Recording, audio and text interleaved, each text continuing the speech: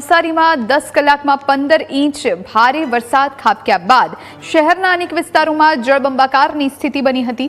વરસાદી પાણીની સાથે ડ્રેનેજ ઉભરાવવાની સમસ્યાને લઈને હવે નવસારી મહાનગરપાલિકા તંત્ર એક્શન મોડમાં આવ્યું છે। ભવિષ્યમાં આવી સ્થિતિનું પુનરાવર્તન ન થાય તે માટે કાયમી ઉકેલની કવાયત શરૂ કરાઈ। Mayor Ashok Dhorajiya, municipal commissioner Jayesh Upadhyay સહિત સ્થાનિક જનપ્રતિનિધિઓ અને અધિકારીઓએ રાયચંદ રોડ, તાશ્કંદ નગર, ગરનાળા અને શાકભાજી માર્કેટ સહિતના જળભરાવગ્રસ્ત વિસ્તારોની મુલાકાત લઈ પરિસ્થિતિનું નિરીક્ષણ કર્યું હતું। સ્થાનિક રહીશોએ વરસાદી પાણીની સાથે ડ્રેનેજ ઉભરાવવાની સમસ્યા અંગે રજૂઆત કરી હતી। તંત્ર દ્વારા ડ્રેનેજની સમસ્યાના કાયમી ઉકેલ માટે સોસાયટીના રહીશો સાથે સહમતિ સાધવાના પ્રયાસો શરૂ કરવામાં આવ્યા છે। મહાનગરપાલિકા દ્વારા તમામ કોર્પોરેટર્સ અને એન્જિનિયર્સને જળભરાવ થતા વિસ્તારોના વિડીયો અને જરૂરી વિગતો એકત્ર કરવાની સૂચના અપાઈ। સાથે જ નવી એજન્સીને બોલાવી શહેરની વરસાદી પાણીની લાઇન અને ડ્રેનેજ નેટવર્કનો સર્વે શરૂ કરવામાં આવ્યો છે।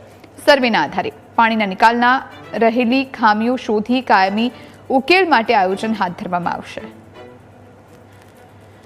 પાણી ભરાયેલા હતા એ એરિયાની 2-3 દિવસની મુલાકાત લેવામાં આવે છે અને એ મુલાકાત દરમિયાન ચોમાસાની અંદર જે પાણી ભરાય છે એ એરિયાની અંદર પરમનન્ટ પ્લાનિંગ કરી અને નેક્સ્ટ યર પાણી ન ભરાય એ માટે આજે વિઝિટ લેવામાં આવેલી અને એ વિઝિટ દરમિયાન જ્યાં જ્યાં ડ્રેનેજ કનેક્શન છે, વોટર લોગિંગના એરિયા છે, સ્ટોર્મ વોટર નાખી શકાય એ પ્રકારનું પ્લાનિંગ કરી અને આપણા આર્કિટેક્ટ અને એન્જિનિયર્સ દ્વારા ટેન્ડર વ્યવસ્થિત બનાવી અને નેક્સ્ટ યર આ પ્રકારની પરિસ્થિતિ ન નિર્માણ થાય એ માટેનું આજે આયોજન માટેનું વિઝિટ હતી અને વિઝિટમાં અમે આયોજન કરવામાં આવેલું છે।